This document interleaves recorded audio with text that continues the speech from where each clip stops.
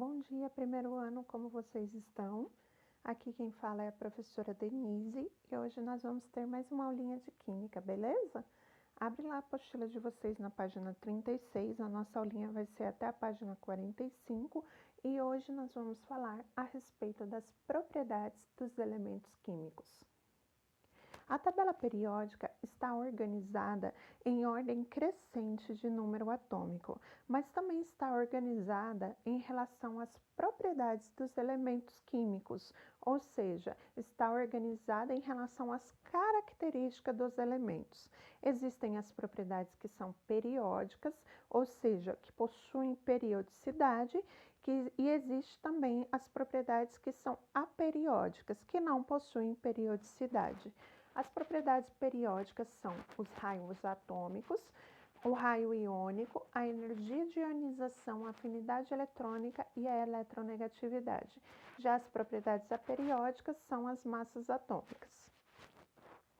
O raio atômico é o tamanho que um determinado átomo apresenta, ou seja, é a distância do centro do núcleo até a última camada da eletrosfera, a camada mais externa do átomo. Quando nós temos dois átomos, nós medimos o raio atômico pela distância entre os núcleos desses átomos, como vocês podem ver aí na imagem, dividido por 2. O raio atômico depende de dois fatores para ser medido e para determinar como ele cresce na tabela periódica. O primeiro fator é o número de camadas, ou seja, períodos. Conforme eu vou aumentando os períodos, eu vou aumentando o número de camadas. Quanto mais camadas eu tenho, ou seja, quanto mais a eletrosfera for maior, maior é o meu raio atômico, ou seja, maior é o meu átomo. O segundo fator é a carga nuclear efetiva. A carga nuclear efetiva é a medida da força que o núcleo exerce em relação ao elétron mais externo, ou seja, ao elétron mais afastado. Essa carga ela depende do número de prótons no núcleo do átomo. Se o átomo tem um alto número de prótons, maior é a atração dos elétrons com seu núcleo, diminuindo assim o raio atômico. Se a carga nuclear efetiva for baixa, o meu núcleo não tem uma atração tão grande pelos elétrons, então meu raio atômico é maior. A carga nuclear efetiva, ela cresce na tabela da esquerda para a direita, ou seja, quanto maior é o número atômico, maior é a carga nuclear efetiva. O raio atômico, quando nós olhamos para a tabela periódica, ele cresce de cima para baixo e cresce da direita para a esquerda.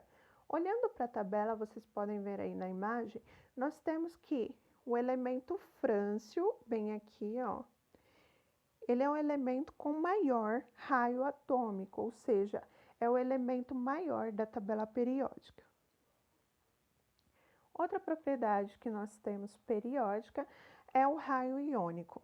O raio iônico, ele define-se pelo tamanho do íon. Os íons, lembra que a gente já estudou? São átomos que perderam ou ganharam elétrons, os cátions e os ânions. Os cátions, eles cedem elétrons, ou seja, eles doam, perdem elétrons, enquanto os ânions, eles ganham elétrons. Como vocês podem ver aí na imagem, nós temos um átomo com 4 elétrons. Esse átomo, ele perdeu os elétrons mais externos, esse aqui e esse aqui, se tornando um cátion. Quando ele se torna um íon cátion, ou seja, ele perde elétrons, o seu tamanho diminui. Você está vendo que na imagem, no começo, quando ele tinha 4 elétrons, ele era maior? Quando ele perde elétron, o seu raio iônico automaticamente diminui e seu tamanho também diminui. Já quando eu possuo um átomo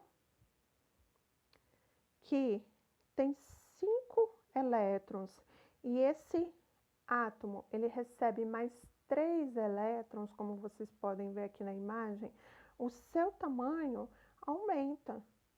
Então, quando eu tenho um ânion, o seu raio iônico ele é aumentado, ou seja, ele fica maior.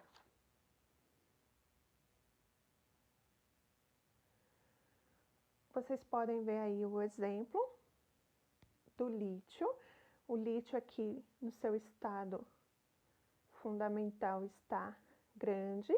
Quando ele perde um elétron, o seu tamanho, o seu raio iônico diminui. Da mesma forma, o flúor, quando ele recebe um elétron, o seu tamanho aumenta. E aí vocês podem ver os outros exemplos. Energia de ionização. A energia de ionização é a energia necessária para arrancar um elétron do átomo no seu estado fundamental, ou seja, no seu estado gasoso.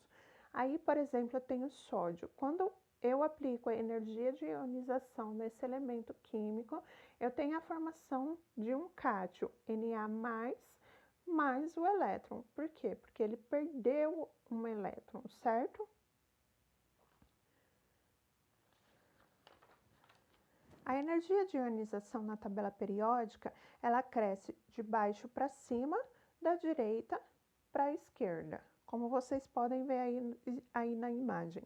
Isso ocorre porque quanto maior o átomo, mais difícil é do núcleo exercer influência sobre o elétron lá da ponta.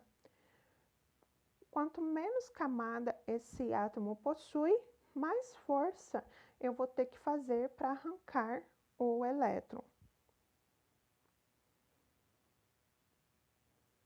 A afinidade eletrônica, ela corresponde à energia liberada quando um elétron é adicionado ao átomo neutro no estado gasoso, ou seja, ao ânion. Lembra que na energia de ionização eu medi a facilidade com que um átomo perde um elétron? Na afinidade eletrônica, eu meço a energia liberada quando um elétron é adicionado ao átomo. Ela cresce de baixo para cima, quando eu olho os períodos, as linhas, e da esquerda para a direita, quando eu olho para os grupos. Conforme eu aumento o número atômico, eu aumento a minha afinidade eletrônica. Isso acontece porque esses elementos têm poucas camadas, ou seja, têm tendência de atrair elétrons para si. Ao receber esse elétron, a energia liberada é alta. Quanto mais negativo a afinidade eletrônica, maior será a atração do átomo por um elétron. Eletronegatividade é a tendência que o átomo possui em atrair os elétrons de uma ligação para próximo dele. Quanto maior o número de prótons, maior vai ser a atração por elétrons. Maior o número atômico, maior vai ser a eletronegatividade. Então, vocês podem ver aí na tabela que a eletronegatividade ela cresce de baixo para cima e cresce da esquerda para a direita, ok? É isso aí, pessoal. A nossa aulinha de hoje é essa. Então, façam um exercício lá da página 44 e 45, beleza? Qualquer coisa, entre em contato. Até a próxima!